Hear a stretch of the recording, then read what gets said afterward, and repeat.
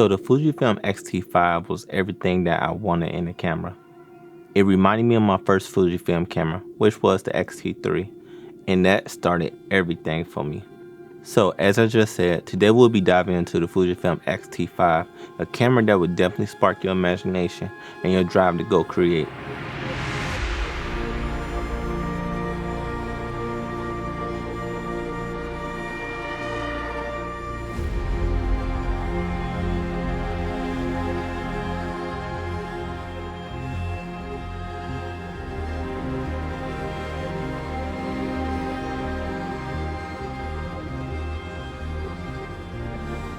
As someone who's been a fan of the Fujifilm retro design, I've been waiting to get my hand on this camera. I was already planning to buy a used X-T3, but when Fuji announced this camera, I knew I just had to get it. It was a no-brainer.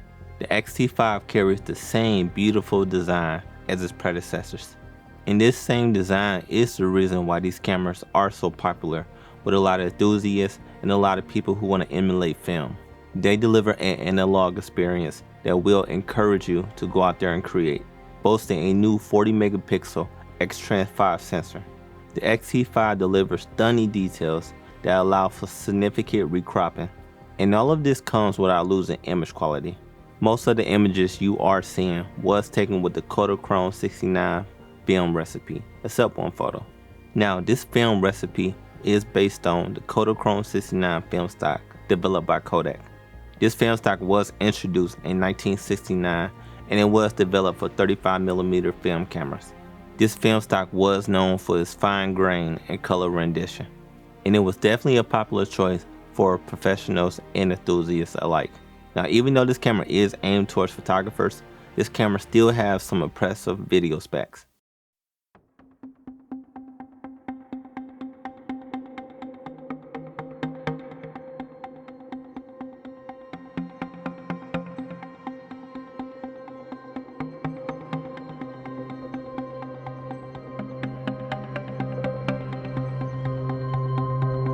The X-T5 captures 422 10-bit and 6.2K with a 1.5 crop.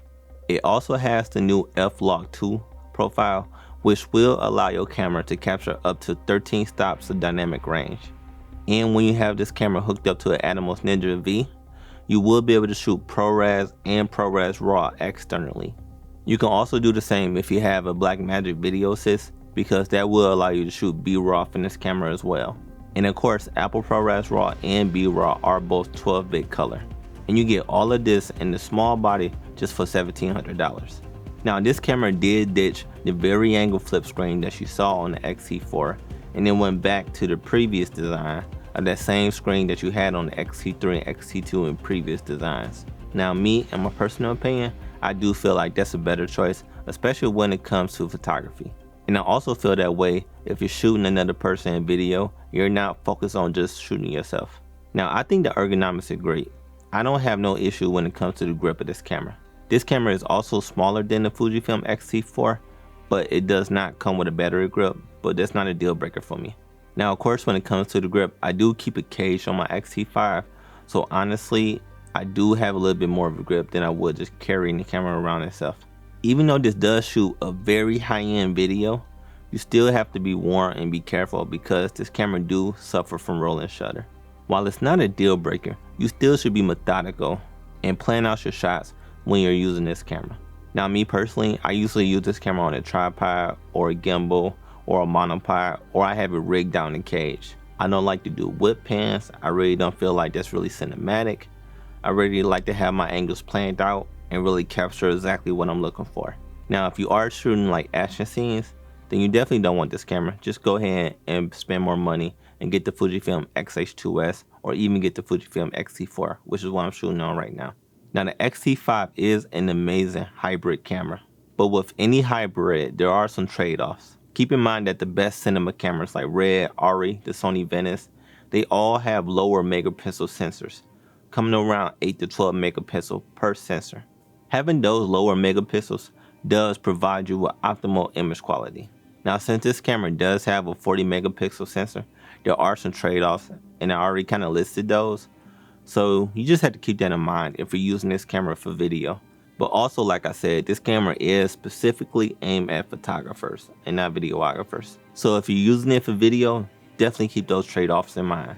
Now the autofocus is solid. It may not be as good as the X-H2S, but for most people, it will definitely get the job done. And of course, like I use and other people use, manual focus is always available if you need that precise focus and top image quality. The Fujifilm X-T5 have been one of my favorite purchases from 2023 so far, and I have no regrets. If you're looking for a camera that inspires you while also delivering amazing results, this camera is definitely for you.